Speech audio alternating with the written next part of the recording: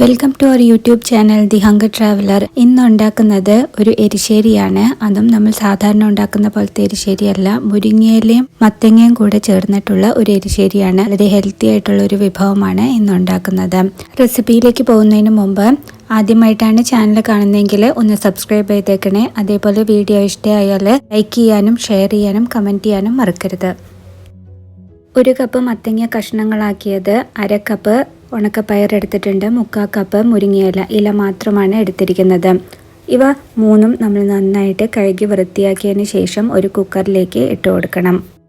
മത്തങ്ങയും മുരിങ്ങയിലയും ഉണക്കപ്പയറും നന്നായിട്ട് കഴുകി വൃത്തിയാക്കിയിട്ട് കുക്കറിൽ ഇട്ടിട്ടുണ്ട്. അതിലേക്ക് 1 സ്പൂൺ കല്ലുപ്പ് ഇട്ട് കൊടുക്കുകയാണ്. പൊടിയുപ്പും ഇട്ട് കൊടുക്കാവുന്നതാണ്. പിന്നെ 1/4 ടീസ്പൂൺ മഞ്ഞൾപ്പൊടി ഇട്ടിട്ടുണ്ട്. 1 വലിയ സ്പൂൺ മുളക് പൊടിയും ഇട്ടിട്ടുണ്ട്. അതിൻ്റെ ഒപ്പം തന്നെ 1 പച്ചമുളക് നടുവേ കീറിയതും കൂടെ ഇട്ട് കൊടുത്തിട്ടുണ്ട്. ഇതിലേക്ക് ഇത് നന്നായിട്ട് ഒന്ന് മിക്സ് ചെയ്തെടുക്കണം. ഇതിലേക്ക് 2 കപ്പ് വെള്ളം കൂടെ ഒഴിച്ചു കൊടുത്തിട്ടുണ്ട്. പയർ വേവാൻ ആവശ്യമുള്ള സമയമാണ് നമുക്ക് വേണ്ടത്. അപ്പോൾ കുക്കർ അടച്ച് വെച്ചിട്ട് ഒരു മീഡിയം ഫ്ലെയിമിൽ 5 വിസിൽ വരുന്നത് വരെ വേവിച്ചെടുക്കണം. അതിൻ്റെ ഇടയിൽ അരപ്പ് റെഡിയാക്കാം. 1/4 കപ്പ് തേങ്ങ എടുത്തിട്ടുണ്ട്. അതൊരു മിക്സി ജാറിലേക്ക് ഇട്ട് കൊടുക്കുക. അതിലേക്ക് 1/2 ടീസ്പൂൺ നല്ല ജീരകം കൂടെ ഇട്ട് കൊടുക്കുന്നുണ്ട്. അതിൻ്റെ ഒപ്പം തന്നെ 1/4 കപ്പ് വെള്ളം കൂടെ ഒഴിച്ചു കൊടുത്ത് നന്നായിട്ട് അരച്ചെടുക്കണം.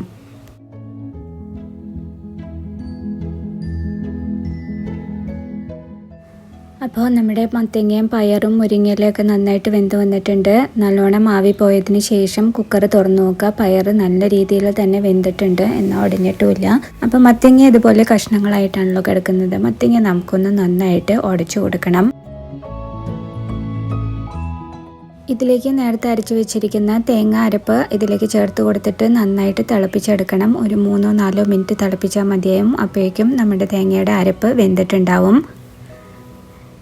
ഈ എരിശ്ശേരി ശരിക്കും മത്തങ്ങയും മുരിങ്ങയിലയും മാത്രം വെച്ച് ഉണ്ടാക്കാം.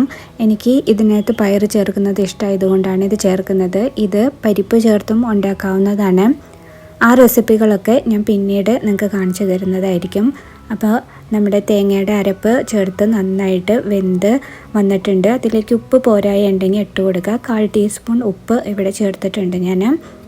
നിങ്ങൾക്ക് ഉപ്പ് കറക്റ്റാണെങ്കിൽ ചേർക്കേണ്ട ആവശ്യമില്ല. അപ്പോൾ നന്നായിട്ട് ഒന്ന് മിക്സ് ചെയ്ത് 1 മിനിറ്റ് നേരം കൂടെ ഒന്ന് തിളപ്പിച്ചെടുക്കാം.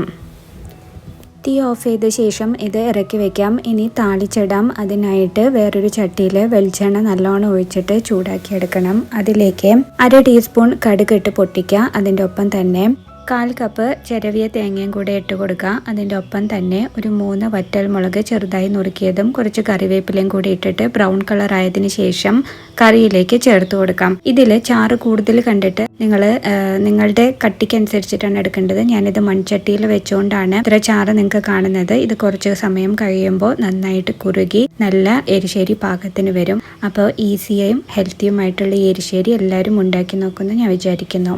വീണ്ടും മറ്റൊരു വീഡിയോയുമായി കാണാം. Till then take care and bye bye.